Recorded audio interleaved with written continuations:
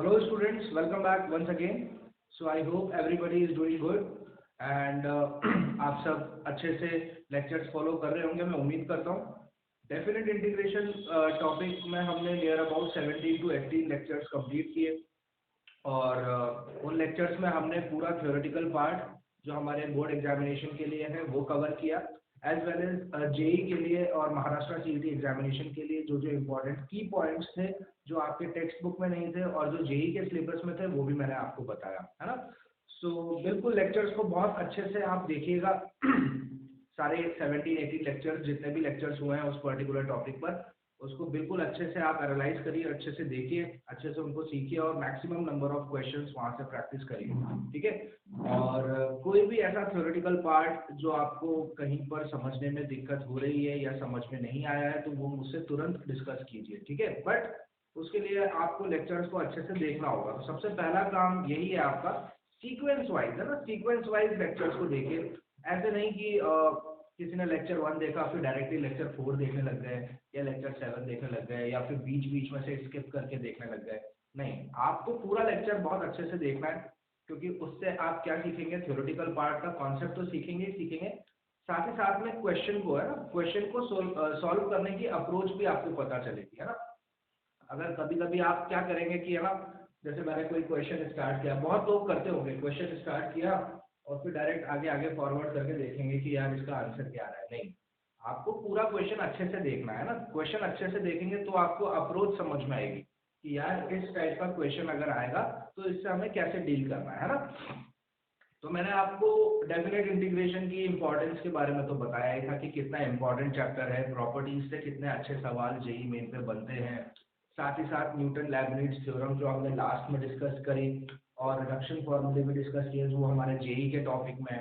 और बोर्ड के लिए मैंने आपको बताया था definite integration as a limit of sum, वो आपके बोर्ड एग्जामिनेशन में आएगा।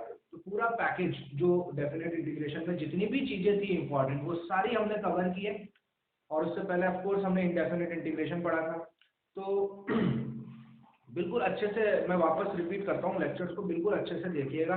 आपको कोई भी ऐसा पॉइंट नहीं होगा जो अच्छे से समझ में ना आए, है ना। सारी चीजें आपको अच्छे से क्लियर होंगी। बस अच्छे से देखिए, लेक्चर्स को अच्छे से देखिए और maximum number of questions practice करिए, ठीक है। सो अब आगे हम बढ़ेंगे और हमारा नेक्स्ट चैप्टर स्टार्ट करेंगे और वो चैप्टर का नाम है area under the curves. Basically area under the curve क्या है, डेफिनेट इंटीग्रेशन की एप्लीकेशन, है ना।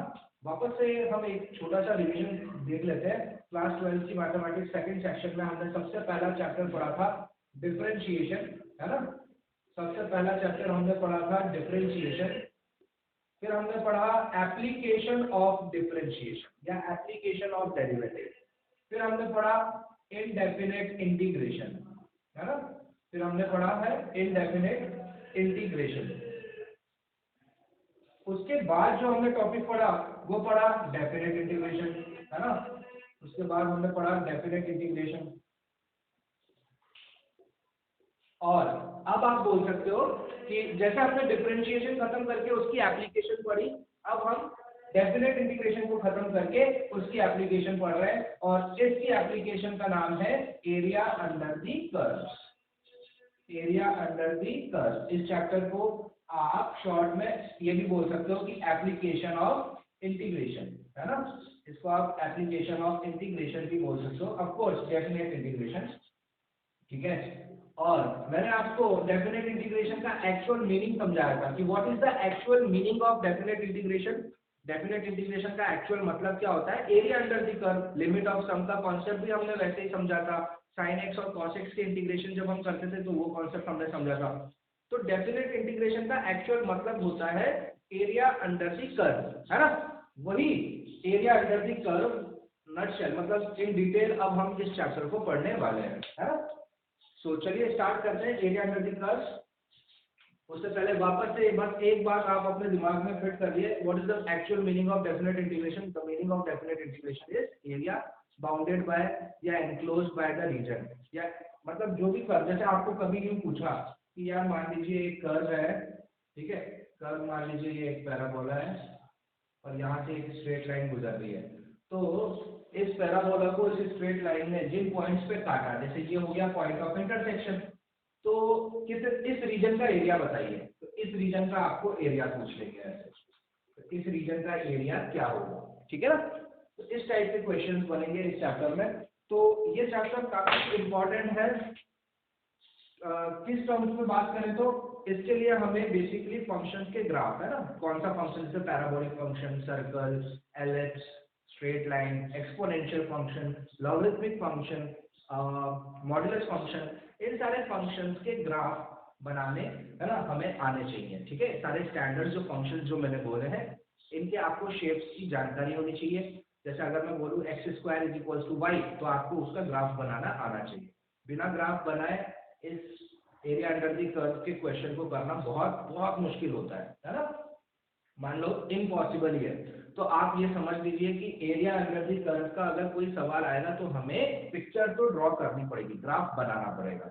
तो ग्राफ के लिए बेसिकली वही 7-8 फंक्शंस हैं, ज्यादा नहीं, मैक्सिमम 8 या 9 फंक्शंस होंगे, उसी पे आपका क्वेश्चन बनेगा। और उन 8 और 9 फंक्शंस के ग्राफ हमें अच्छे से बनाने आने चाहिए, ठीक है। तो चलिए स्टार्ट करते हैं हमारा session area under the curve with the अभी अभी अभी जस्ट हम क्या करेंगे, इंट्रोडक्शन करेंगे इस चैप्टर का। इंट्रोडक्शन में हम क्या सीखेंगे कि ग्राफ ऑफ स्टैंडर्ड फंक्शन। तो चलिए एक एक करके हम ग्राफ बनाएंगे, ग्राफ देखेंगे कि किन फंक्शंस के ग्राफ की हमें जरूरत होगी इस पर्टिकुलर टॉपिक के लिए। तो चलिए स्टार्ट करते हैं। तो सबसे पहले हम ग्राफ बनाएंगे स्ट्रेट लाइन का। सारे बच्चों को पता है कि स्ट्रेट लाइन का ग्राफ कैसा होता है। Straight line y = mx + c, ये स्ट्रेट लाइन को रिप्रेजेंट करता है। तो ग्राफ ऑफ स्ट्रेट लाइन कैसा होगा, अगर मैं सिर्फ बात करूं y = x, तो y = x की तो ग्राफ कोई भी बना सकता है इस तरीके से, ऑरिजिन से पास होते हुए y = x आपका निकल जाएगा। ये तो हो गया y = x। जब x 0 तो y 0, x की वैल्यू 1 पे y की वैल्यू 1, x की वैल्यू 2 पे y की वैल्यू 2, x की वैल्यू -1 पे y की वैल्यू -1। तो y = mx + c, इस तरीके से एक स्ट्रेट लाइन आपको बनेगा। तो अगर मान लीजिए अगर आपको कोई बोले y = x - 3, इसका ग्राफ बनाना है, तो y = x - 3 का ग्राफ बनाने के लिए आप तो सबसे पहले क्या करेंगे कि x के कोऑर्डिनेट, x को 0 इक्वेट करिए। तो x अगर 0 होगा तो y की वैल्यू कितनी आ जाएगी, y की वैल्यू -3 आ जाएगी। तो 0, -3 आ गया एक पेयर। और जब मैं y को 0 करूंगा, तो x की वैल्यू 3 आ जाएगी। तो ये हो जाएगा 3, 0। ऑर्डर पेयर में हमेशा x का पार्ट पहले लिखा जाएगा, y का सेकंड, है ना। तो x 0 तो y -3, और x 3 तो y 0। तो इसका ग्राफ कैसा बन जाएगा, मतलब इसको ग्राफिकली हम कैसे रिप्रेजेंट करेंगे, इसको हम इस तरीके से रिप्रेजेंट कर देंगे। तो 0, -3, तो x जब 0 है तो y -3 है, तो ये कहीं यहाँ हो जाएगा, है ना। यहाँ पे मेंशन कर देता हूँ मैं, ये पॉइंट क्या हो गया, ये पॉइंट हो गया 0, -3। और ये पॉइंट क्या है, ये पॉइंट है हमारा 3, 0। तो 3, 0 कहीं यहाँ हो जाएगा, ये हो जाएगा 3, 0। तो लाइन कैसे निकल जाएगी, लाइन इस तरीके से निकल जाएगी, ठीक है ना। ये स्ट्रेट लाइन इस तरीके से बन जाएगी।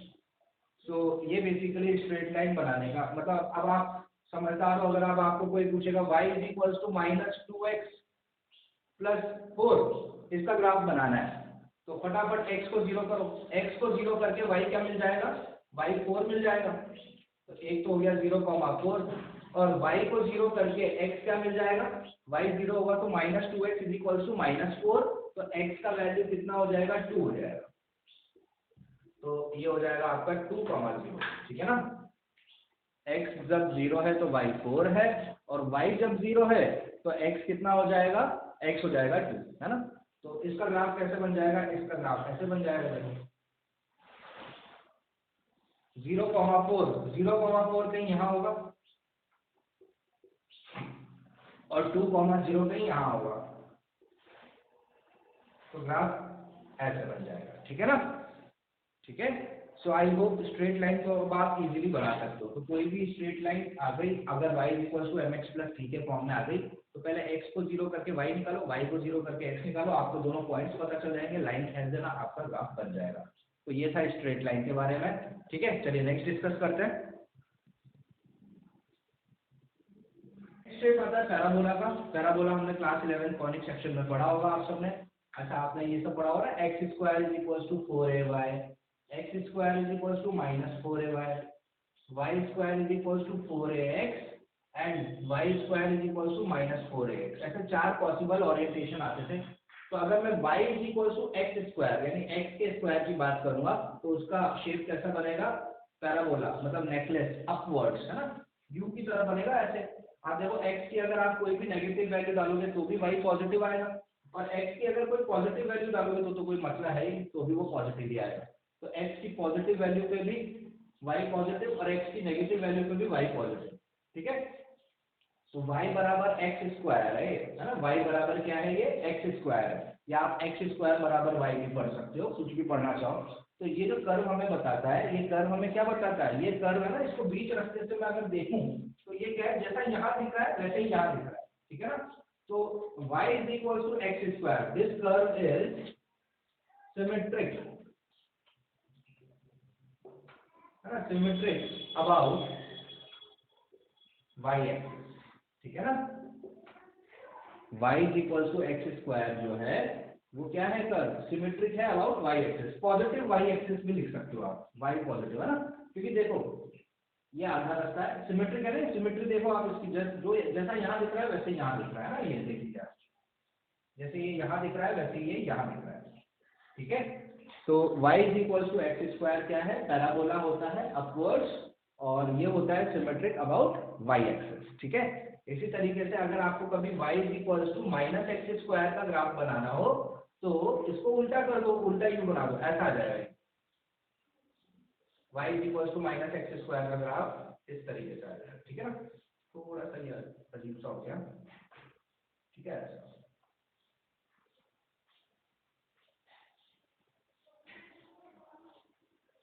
ठीक है।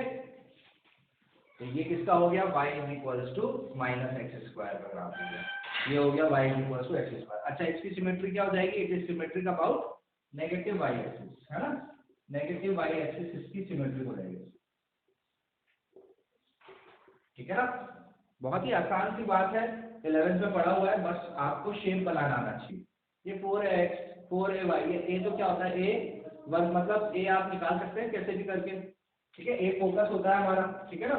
पैराबोला हमेशा ऐसे ही पढ़ना बनेगा, पैराबोला ये तो सेंटर ओरिजिन है ना, तो पैराबोला तो ऐसे भी बन सकता है, पैराबोला आपका ऐसे भी बन सकता है ना, उसका सेंटर हमेशा ओरिजिन पढ़ना होगा, बस हमें शेप तो पता होना चाहिए कि किस तरीके से शेप बनता है। तो ये हो गया y is equal to x square, ठीक है। चलिए तो अब उल्टा भी डिस्कस कर लेते हैं, ये तो y is equal to x square का हो गया। तो जब एक्स स्क्वायर का ग्राफ अब आपको समझ में आ गया कैसे बनता है, तो अब उल्टा बनाते हैं। अब उल्टा कैसे बनाएंगे, x is equal to y square and x is equal to minus y square, इसका ग्राफ कैसे बनेगा। तो इसका ग्राफ बहुत ही आसान है, इसका ग्राफ हमारा इस तरीके से बन जाएगा, जब हम x is equal to y square की बात करेंगे और जब x is equal to minus y square की बात करेंगे तो ये ग्राफ ऐसा बन जाएगा, ठीक है ना। इसकी सिमेट्री क्या है, ये x एक्सिस के सिमेट्रिक है, देखो पॉजिटिव x एक्सिस की लाइन है उसके सिमेट्रिक है, जैसे ये यहाँ दिख रहा है वैसे ये यहाँ दिख रहा है, तो यहाँ लिख सकते हो आप symmetric about x axis positive, और इसकी सिमेट्री क्या हो जाएगी, symmetric about x axis negative, है ना, सिमेट्री तो x एक्सिस, ये नेगेटिव x एक्सिस होता है, जैसा यहाँ है वैसे ही यहाँ पर है, ठीक है। तो ये बात हो गई पैराबोला की, चार पॉसिबल ओरिएंटेशंस होते हैं ना पैराबोला में, इसी तरीके से होता है, ठीक है ना। हमने लेक्चर की स्टार्टिंग में डिस्कस किया था, पैराबोला ऐसा हो सकता है, पैराबोला ऐसा हो सकता है, पैराबोला ऐसा हो सकता है, या पैराबोला ऐसा हो सकता है, चार पॉसिबल ओरिएंटेशंस होती है, इनकी इक्वेशंस इस तरीके से होती हैं। तो ये बात हो गई हमारी पैराबोला की, ठीक है। चलिए नेक्स्ट आता है आपका सर्कल। सर्कल तो बच्चा बच्चा जानता है, बचपन से पढ़ते आ रहे हैं। तो यहाँ पर अगर कंपास डाला सर्कल ऐसे बन जाएगा, ठीक है ना। वो थोड़ा बड़ा बन गया है ये तो, ठीक है, ठीक है, कोई बात नहीं, ठीक है। अब मान लो ये सर्कल ही है कुछ, ठीक है, यहाँ पे कंपास, तो फिक्स पॉइंट से दूरी क्या होती है, सेम ही होती है सर्कल की, ये लो ये लो ये लो, ये लो, ये सारी दूरियां क्या होगी, सेम होगी, फिक्स पॉइंट्स है ना। सर्कल की स्टैंडर्ड इक्वेशन ये मान लेता हूँ मैं a,0 है, ये हो जाएगा -a,0, ये हो जाएगा 0,a, ये हो जाएगा 0,-a, है ना, क्योंकि फिक्स पॉइंट से दूरी सेम ही होगी ना। तो सर्कल की स्टैंडर्ड इक्वेशन, अगर उसका सेंटर क्या है, ओरिजिन है, तो सेंटर अगर ओरिजिन है तो x² + y² = a²। a क्या होता है, रेडियस होता है when centre is at origin. लेकिन हमेशा कभी जरूरी नहीं है ना कि सर्कल इसका सेंटर हमेशा ओरिजिन ही हो। सर्कल तो ऐसे भी बन सकता है ना, यहाँ पर कंपास डालो और सर्कल यहाँ भी बन सकता है, सर्कल यहाँ भी बन सकता है, सर्कल यहाँ भी बन सकता है, सर्कल ऐसे भी बन सकता है। तो हमेशा जरूरी नहीं होगा कि उसका सेंटर ओरिजिन ही होगा। ये तो स्टैंडर्ड इक्वेशन है जब सेंटर क्या है, सेंटर इसका 0,0 है ना, लेकिन जरूरी नहीं है। तो जब सेंटर ओरिजिन ना हो, तो जब when centre is not at origin, तो क्या हो गया equation, x - h² + y - k² = a², है ना। यहाँ पर सेंटर क्या हो गया आपका, सेंटर हो गया h, k, ठीक है ना। ये बात याद रहे, ये सब हमने क्लास 11th में पढ़ा है। आपको बस मैं आपको ये ना शेप बनानी आनी चाहिए भाई। सर्कल की बात हो तो गोला बनाना, पैराबोला की बात हो तो नेकलेस बना देना है ना। और सेंटर ऑफ कोर्स ये सब तो पता होना ही चाहिए। सेंटर ओरिजिन नहीं है तो इस तरीके से, ठीक है। तो ये बात हुई हमारी सर्कल की, ठीक है। चलिए नेक्स्ट डिस्कस करते हैं। नेक्स्ट है आपका एलिप्स। एलिप्स का शेप कैसे बनाते हैं, या एलिप्स, ये हो गया आपका एलिप्स। तो एलिप्स का शेप कैसे बनता है, तो बहुत ही आसान है। अच्छा, एलिप्स की स्टैंडर्ड इक्वेशन सबको पता होनी चाहिए, x² / a² + y² / b² = 1 होती है ना। तो इस तरीके से एलिप्स देखिए, एलिप्स ऐसा भी होता है ना, या अगर मैं इसको ऐसे बिठा दूं तो ये ऐसा भी हो सकता है, ठीक है ना, इस तरीके से। तो देखो ये मैंने दो शेप्स बनाए, ये मान लो ये है मेरा a, 0, ये हो गया 0,a, ये हो गया मेरा 0,b, ये हो गया मेरा 0,-b, है ना। इसी तरीके से अब की बार ये भी a, 0, ये 0,a, ये 0,b, ये 0,-b। तो एलिप्स के ये देखो, एलिप्स ऐसा हो सकता है, एलिप्स ऐसा हो सकता है। अगर a छोटा है y बड़ा है, अगर a छोटा है मतलब ओरिजिन x एक्सिस पे जो पॉइंट है वो y एक्सिस के पॉइंट से छोटा है, मतलब मान लीजिए यहाँ 2 है, यहाँ 5 है, तो ये पार्ट छोटा बनेगा, ये पार्ट बड़ा बनेगा। और अगर यहाँ 5 है, यहाँ 2 है, तो ये पार्ट ऐसा बन जाएगा, है ना। अगर a वाला ज्यादा है, b वाला कम है, तो इस तरीके से ये ज्यादा लगेगा ना इसको, और ये कम लगेगा। और अगर a छोटा है, b बड़ा है, तो इस तरीके से, है ना। स्टैंडर्ड इक्वेशन कैसे होती है, ये होती है। आगे चल के आपको पता चलेगा कि जब मैं इलिप्स के एरिया की बात करूंगा, तो जितनी जगह उसने यहाँ पर ऑक्यूपाई की है ना, देखो एलिप्स को रहने के लिए जितनी जगह यहाँ चाहिए, उतनी ही जगह यहाँ चाहिए, उतनी ही जगह यहाँ चाहिए, उतनी ही जगह यहाँ पर चाहिए। ये जगह, ये जगह, ये जगह, ये जगह सेम है। इसी तरीके से ये वाली जगह, ये वाली जगह, ये वाली जगह और ये वाली जगह सेम है ना, ऐसे, है ना, ये सारी जगह सेम है। तो आप क्या करो, आपको ये पूरा एरिया छोड़ो ना, आप तो सिर्फ इसका एरिया निकालोगे, और जितना इसका एरिया होगा उतना ही इसका, उतना ही इसका, उतना ही इसका। तो क्या करो, या तो इन चारों को ऐड कर दो, या फिर इसका एरिया मल्टीप्लाई है 4। अरे भाई इसके लिए जितनी जगह लगेगी उतनी ही उसकी, उतनी ही उसकी, उतनी ही उसकी। तो ये वाले निकाल दो, 4 से मल्टीप्लाई कर दो, पूरा एरिया आ जाएगा। वो अभी हम नेक्स्ट लेक्चर में डिस्कस करेंगे, मैं अभी बस प्लॉट कर रहा हूँ चीजें। तो एलिप्स इस तरीके से शेप बनता है एलिप्स का, जो हमें पता होना चाहिए। चलिए नेक्स्ट शेप डिस्कस करते हैं। नेक्स्ट है आपका reciprocal function. Reciprocal function y = 1/x, ठीक है। y = अच्छा मैं एक साथ ही लिख देता हूँ, एक्सपोनेंशियल फंक्शन भी, एक्सपोनेंशियल फंक्शन, दोनों फंक्शन एक साथ डिस्कस करते हैं। ये हमने क्लास 11th में पढ़ा हुआ है, ठीक है। एक्सपोनेंशियल फंक्शन y = a⁻x होता है, कंडीशन ए हमेशा 0 से, मतलब ए पॉजिटिव होना चाहिए यहाँ पर।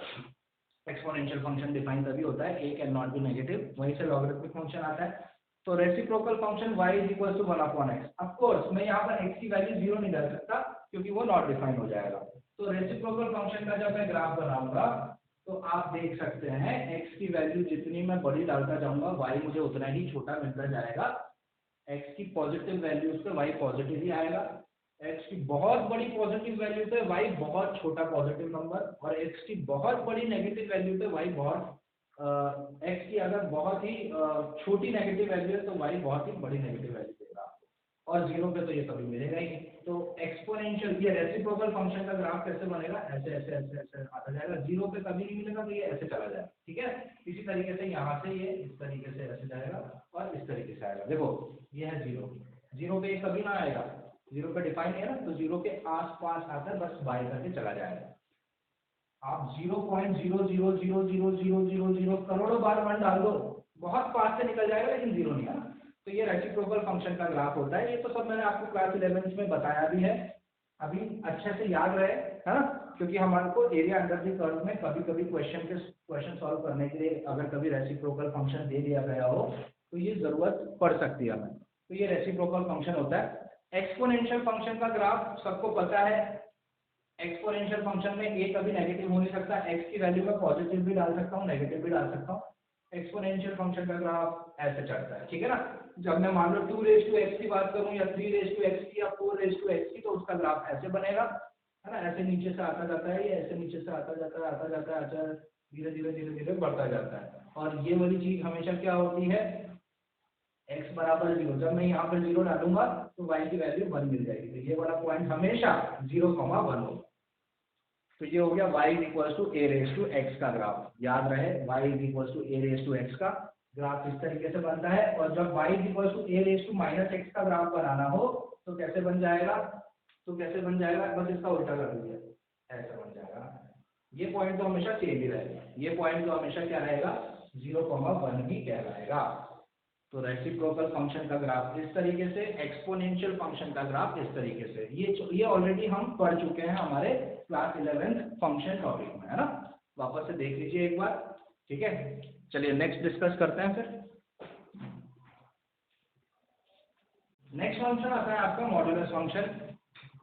ये भी जो बच्चे अच्छे से पढ़ रहे हैं उनको कोई दिक्कत नहीं होगी इसमें। मॉड्यूलस फंक्शन का ग्राफ कैसे बनता है, इस तरीके से शार्प एज आता है, यहाँ पर b की तरह बनता है। मॉड का एक्चुअली काम क्या होता है, y is equal to mod of x कैसे खुलता है, ये x ही हो जाता है when x is greater than equal to 0, और ये माइनस x हो जाता है जब x नेगेटिव होता है ना। अगर आप पॉजिटिव हो तो आप अपने आप के मॉड खुद हो, और अगर आप नेगेटिव हो तो अपने आप को पॉजिटिव बनाने के लिए आपने क्या किया होगा, नेगेटिव से मल्टीप्लाई किया होगा। तो ये y is equal to mod x का ग्राफ याद रहे इस तरीके से होता है। और अगर मान लो आपको y is equal to mod x minus 3 का ग्राफ बनाना है तो टर्निंग पॉइंट निकाल लो। टर्निंग पॉइंट कैसे निकलता है, इसको 0 के इक्वेट करके, तो x minus 3 is equal to 0, that means x is equal to 3। तो ग्राफ कैसे बन जाएगा, ऐसे बन जाएगा, ठीक है ना, 3,0, ठीक है। अगर आपको लिखा हुआ है y is equal to x plus 3, तो x प्लस 3 के लिए इधर से बन जाएगा, ठीक है ना। तो काफी आसान है मॉड्यूलस का ग्राफ बनाना, वो आपको देखते ही समझ में आ जाएगा, ठीक है। तो ये हो गया आपका मॉड्यूलस फंक्शन का ग्राफ, ओके। तो एंड लास्ट जो शेप हमें पता होनी चाहिए वो है लॉगरिथमिक फंक्शन की, ठीक है, लॉग, इसके अलावा और कुछ नहीं। इतने अगर आपको शेप्स आते हैं, बस क्वेश्चन इन्हीं शेप में से किसी एक पर आता है, तो ये 7-8 शेप जो मैंने आपको बताई है वो आपको अच्छे से पता होनी चाहिए। लॉगरिथमिक फंक्शन का ग्राफ कैसे बनता है, यहाँ पर इस तरीके से बनता है और यहाँ इस तरीके से नीचे आ जाता है, ठीक है। थोड़ा ढंग से बना देते हैं इस तरीके से। ये है y is equal to log x, इसका बेस e ले लेते हैं। अच्छा, जब बेस e होता है ना, जिसका बेस e होता है तो उसको हम ln x भी लिखते हैं, आपने देखा होगा ln x। ln x का मतलब क्या होता है, जब भी log की बेस e होती है, log e क्या होता है 1, तो जब भी log e मतलब डिवाइडेड बाय 1 है तो ऑटोमेटिकली अगर बेस e है तो हम उसको ln x लिख सकते हैं, है ना। ये हमें पता होना चाहिए। ये वाला पॉइंट क्या हो जाएगा, जब मैं x की वैल्यू 1 डालूंगा, log 1 0 होता है तो ये 1,0 है, ठीक है ना। तो log x का ग्राफ इस तरीके से होता है, ठीक है। सो आई होप आज जो जो शेप्स मैंने आपको बताई है, ज़्यादातर देखिए, अगर आप 11th में अगर आपने फंक्शन चैप्टर अच्छे से पढ़ा है और 12th में भी हमने काफ़ी बात की है यार, कहीं कहीं डिफरेंशिएशन में, इंटीग्रेशन में इनका उपयोग, इनका यूज़ तो हुआ ही है, तो कोई बड़ी चीज़ नहीं थी। सिर्फ मैंने आज एक प्लॉट रखा आपके सामने, क्योंकि मैं चाहता हूँ नेक्स्ट लेक्चर जब भी हम area under the curve start करें, ऐसे नहीं कि सीधे हाँ ये area under the curve topic है, इसमें ये चीज़ें हमें पढ़नी है, नहीं है ना। तो क्वेश्चन सॉल्व करने से पहले या area under the curve chapter को अच्छे से समझने से पहले हमको ये सारी चीज़ें पता होनी चाहिए, क्योंकि जब अगर हम ग्राफ नहीं बना पाएंगे तो इन एरिया अंडर द कर्व के क्वेश्चंस को सॉल्व करना काफ़ी मुश्किल हो जाएगा। इसीलिए हमें ये शेप्स पता होनी चाहिए। इसलिए मैंने आज सोचा कि पहला लेक्चर था इस टॉपिक पर, तो पहले हम ये शेप्स डिस्कस करेंगे, फिर आगे बढ़ेंगे, ठीक है। सो उम्मीद करता हूँ कि ये टॉपिक, ये शेप्स के बारे में तो कोई अभी हमें डाउट होगा नहीं। ये शेप आप दिमाग में फिट कर लीजिए, इनको याद रखने की कोशिश अभी से करिए, ताकि जब हम क्वेश्चन करेंगे तो आप ग्राफ इजीली ड्रॉ कर सकें, ठीक है। तो बाकी बातें हम नेक्स्ट लेक्चर में करेंगे। नेक्स्ट लेक्चर में हम सीखेंगे कि कैसे एरिया निकाला जाता है कर्व्स का, okay. So will see you guys in the next lecture. Have a nice day.